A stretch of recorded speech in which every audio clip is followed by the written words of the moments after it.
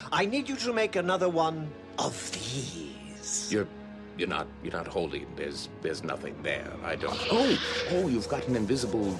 That's neat.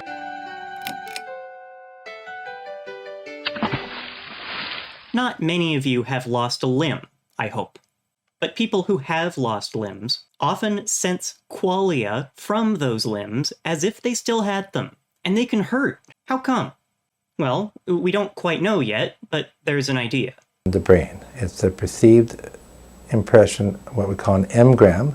The brain has a picture of your residual limb that's absent.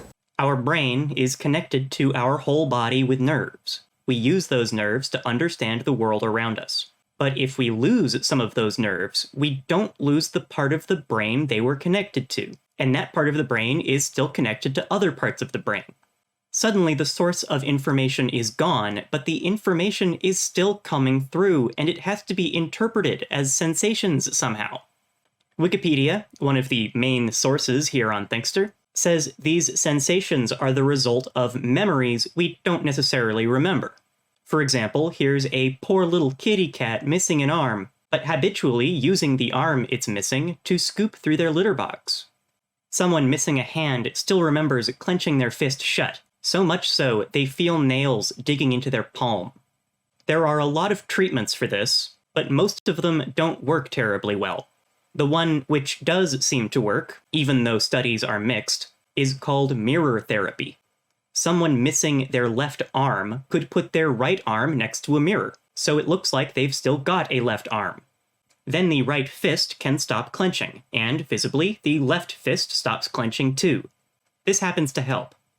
If you have at least one arm, and you want to experience basically the exact opposite of mirror therapy, find a fake arm. Hide your real arm in a box next to the fake one. Have a friend touch the fake arm and your real arm in the same way at the same time. Even though you know the arm is fake, it can start feeling like it's actually your real limb. Feels like you're touching my hand with that one. Right, so it feels like this is your hand that I'm touching, right? Yes.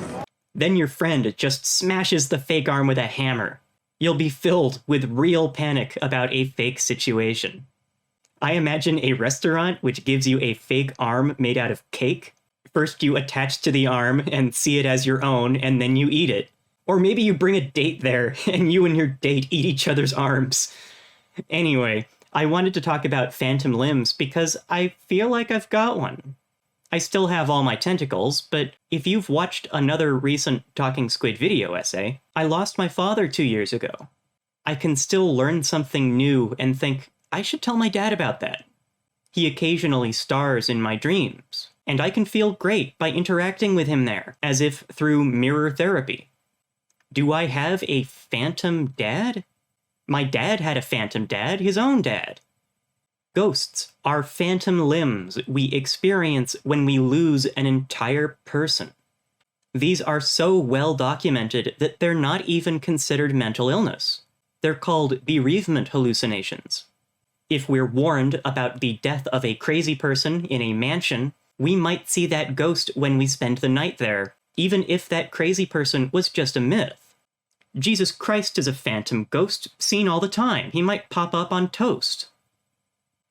There are concepts which different cultures have described for centuries, millennia.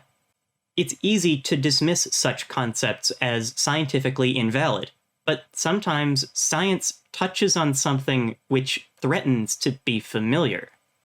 We really don't know where the mind ends and reality begins, but our minds are connected to reality just like our brains are connected to our limbs, and that's resulted in some interesting observations we've tried to explain for eons, but still scratch our heads at. This is a shorter episode than usual because I have some great news I'd like to tell my dad. I was just accepted as a PhD student at the Okinawa Institute of Science and Technology. Hot dog!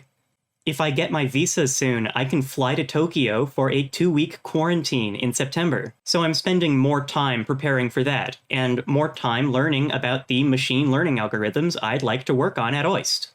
My videos will be shorter from now on, and I might make fewer, especially videos which are about culture and pop culture instead of math. But I'm gonna keep making videos, and thinking. It's all I do here at Thinkster.